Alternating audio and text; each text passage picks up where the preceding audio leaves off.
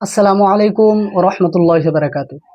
প্রিয় দর্শক, আপনি কি চান যে আপনি সামর্থ্যবান না হওয়া সত্ত্বেও পরিপূর্ণ একটি কবুল কুরবানির সওয়াব পান? আপনি কি চান যে আপনি কুরবানি করবেন না, কিন্তু কুরবানি করলে যে পরিমাণ সওয়াব আল্লাহ রাব্বুল আলামিন আপনাকে দিত সেই পরিমাণ সওয়াব লাভ করতে? যদি চান তাহলে এই ভিডিওটি আপনার জন্য অত্যন্ত উপকারী হতে চলেছে। প্রিয় দর্শক, আমরা একটি বিষয় জানি, একমাত্র ওই ব্যক্তি কুরবানি করতে পারে যার উপরে কুরবানি ওয়াজিব। আর কাদের উপর কুরবানি ওয়াজিব?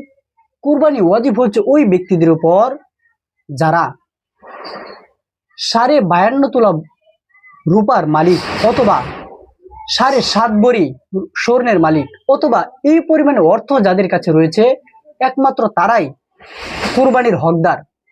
কিন্তু আপনি আর আমি কি করব? আমাদেরকে তো আল্লাহ রাব্বুল আলামিন এই অর্থ সম্পদ দেননি।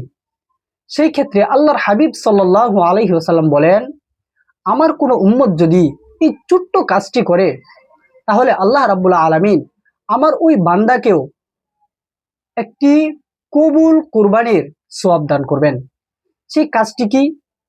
প্রিয় দর্শক, আমরা মানুষ হিসেবে আমাদের সকলেরই হাত পা রয়েছে, আর আমাদের হাতে পায়ে যে নখগুলা রয়েছে, আল্লাহর হাবিব সাল্লাল্লাহু আলাইহি ওয়াসাল্লাম বলেন, আমার কোনো উম্মত যদি জিলহজ মাসের চাঁদ উদিত হওয়ার আগেই, অর্থাৎ আজ 18ই মে রোজ সোমবার মাগরিবের আজানের আগেই যদি কোনো ব্যক্তি নিজের হাতে পায়ের, মাথার চুলের এবং শরীরের যে অবাঞ্ছনীয় লোম রয়েছে সেগুলো যদি কেউ পরিষ্কার করে, আর চাঁদ উদিত হওয়ার পর থেকে ঈদের দিন পর্যন্ত যদি এগুলাকে দ্বিতীয়বার আর কর্তন না করে, পরিষ্কার না করে, আবার ঈদের দিন যদি ঈদের নামাজ আদায় করার পর আবারও নিজের হাতে পায়ের নখগুলা কাটে, নিজের মাথার চুলগুলা কাটে এবং নিজের শরীরের যে অবাঞ্ছনীয় লোমগুলো রয়েছে সেগুলো পরিষ্কার করে, তাহলে আল্লাহর হাবিব সাল্লাল্লাহু আলাইহি ওয়াসাল্লাম বলেন,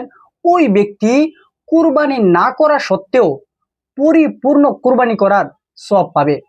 তখন এক সাহাবী জিজ্ঞেস করলেন, হে রাসূলুল্লাহ, আমরা যারা কুরবানি করব আমাদের ব্যাপারে কি রায়?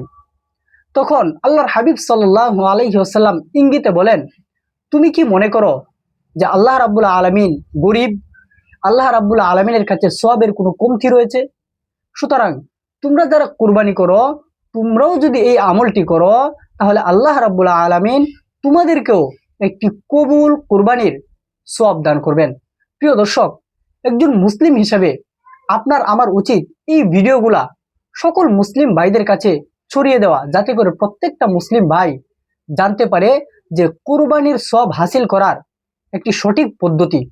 শুধু এতটুকুই নয়, আল্লাহর হাবিব সাল্লাল্লাহু আলাইহি ওয়াসাল্লাম বলেন, আমার কোনো উম্মত যদি আমার কোনো হাদিসকে অপর মুসলিমের কাছে পৌঁছে দেয়, কিয়ামতের দিন আল্লাহ রাব্বুল আলামিন ওই ব্যক্তির চেহারাটাকে উজ্জ্বল করে দিবেন।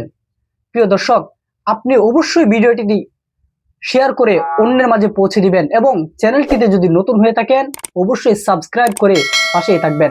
আসসালামু আলাইকুম ওয়া রাহমাতুল্লাহি ওয়া বারাকাতুহু।